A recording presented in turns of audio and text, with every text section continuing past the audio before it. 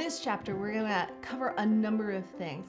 In some ways, it may look like they're not associated, but as you probably recognize at this point, everything in psychology has some sort of interaction. There's a lot of relationship. So what we're working on here is understanding this cognition component. So what is cognition? What is cognitive psychology? Cognition is about that perception component that we talked about a couple of weeks, the meaning making, the understanding of the sensations that we receive. It's about the knowledge that we form, the meanings that we've now established that help us interpret the world and determine how we want to interact with it. It's also about how we take that knowledge, those sensations, those perceptions, and choose how to act or respond in our problem solving. Additionally, in that is that judgment, that component that might use some of the structures like the amygdala and the hippocampus to determine what am I going to do in response to this anticipated action that's coming my way. Finally, when we think about cognitive psychology, it encompasses language and memory, two very important components that are so tied together. Certainly not all our memories are associated with language, but the older we get, the more language and memory are partnered. So those are all the things that fall under what we now know as cognitive psychology.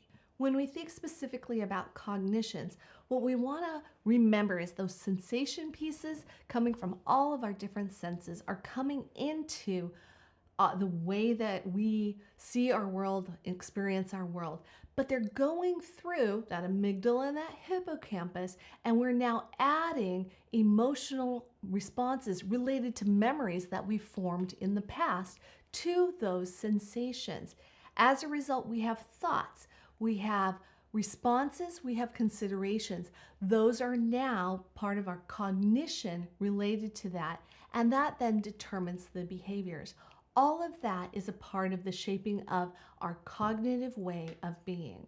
How does an organism order material? How do we organize this material, this information that we're taking in? There are a couple of terms that might help us understand that. First of all is this idea of concepts. We have a category or mapping system that we developed over experience. These are things maybe related to family. This is stuff related to food. This is information tied to my pets, and this might be tied to the play that I do outside at the playground. Those are all concepts, and then details in terms of the information we take in, the memories, the emotions, and the thoughts that we have are going to be filtered into associations tied to those concepts. Additionally, there are going to be concepts that then develop into a prototype. In a sense, these are like a template that we use every time we go to something called a playground. We're going to come with a prototype based on our first experience in a playground, and we're going to bring that understanding to every new playground, looking for things that match or are not matching our prototype. Because if there's a lot of stuff that overlaps, it's going to reinforce our understanding that this is what a playground is like. If there's a lot of dissimilar components, now we need to develop our prototype more fully or be more flexible in our understanding of this information. Another component tied with cognitive psychology and cognitions is this idea of schemata or schema. Schema is a mental construct. It's this way of collecting concepts and putting them together into like a theme or a schema in this case. Frequently, as we grow and develop, we come up with role schemas. Role schemas are going to be assumptions that are applied to different individuals in our life. So we might have a role schema associated with a librarian or a barista. We could have different behaviors, expectations, schemas associated with what should be expected in those situations. This can be really helpful when we go to a situation where we may not be able to hear all of the information that's being shared with us, but we come with our schema and recognize that in this role, these might be the things that they'd be sharing with us at this time. For example, if you're going through the drive-through, maybe at a fast food situation, and you can't hear what they're asking very clearly, you still know that one of the first things they're going to say is, "Hi, what would you like to order?" In those situations, that's where a role schema can come into play and be helpful. It can help us anticipate and search for the information that fits within our schema. Like role schemas, there are event schemas. Event schemas are so deeply embedded into our automatic responses that they can become problematic.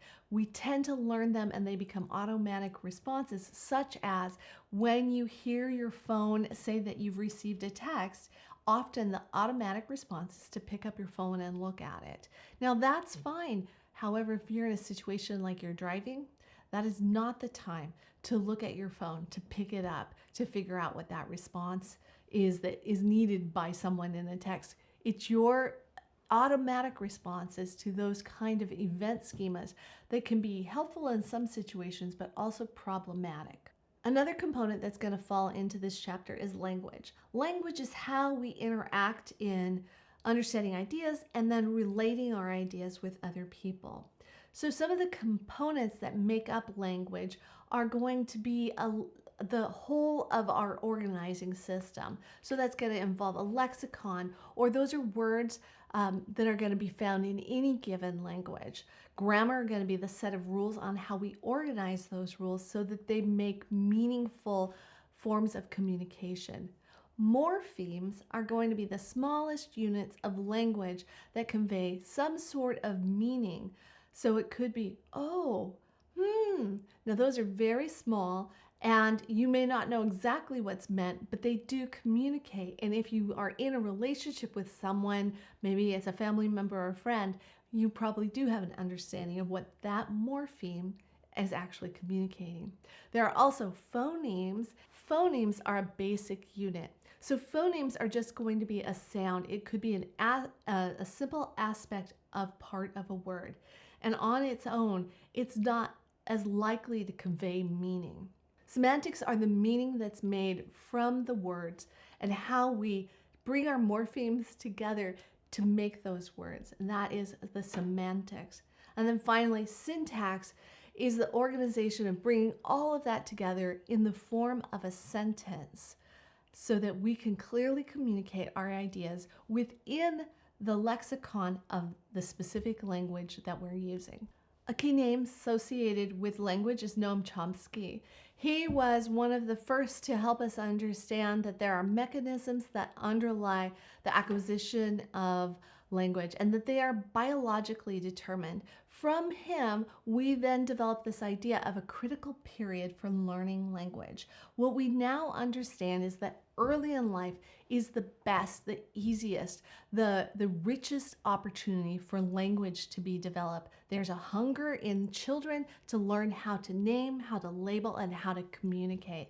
And it's never the same after those first about 3 to 5 years. It's always much more structured and much more difficult to acquire language. So there is a critical period where we are more sensitive and more able to develop some of those language skills.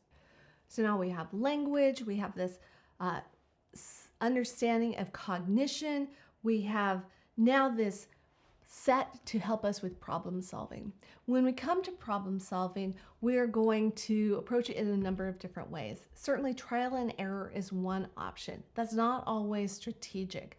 We want to come up with maybe other ways to do it. Algorithms are an opportunity for understanding a step-by-step process for problem solving, whereas trial and error is not got a step-by-step from it. It's like, let's try anything. And then heuristics are going to be a framework where we develop this idea. It's work. There's a heuristic that's kind of a shortcut. And we frequently use heuristics to save energy so we can focus on the new information that's coming in. Sometimes heuristics are helpful, but sometimes they set us up for biases that keep us from seeing the details that are most beneficial.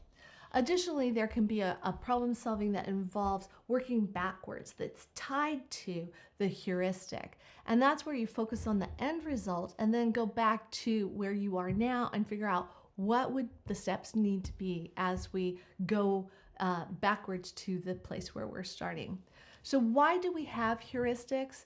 It's because there's too much information if we're looking at all of our senses, all of the input at once. So we need to simplify so we can focus. So it's not just a biological component, as we talked about in earlier chapters, it's also a cognitive piece. We need to be able to focus on the pieces that are most appropriate for the moment. One of the key challenges to problem solving is this idea of a mental set. Frequently, we will look at different tools and have learned how to use them in one kind of setting and not understand how to use those tools in another setting. You'll see in your textbook and in other situations where being creative and thinking outside of the box can be much more beneficial in coming up with effective strategies for problem solving. So mental sets are a real fixed focus on how we use tools, and sometimes there are other ways that allow us to be more adaptive and more effective in life. We're going to talk about intelligence and some of those other aspects in our next video.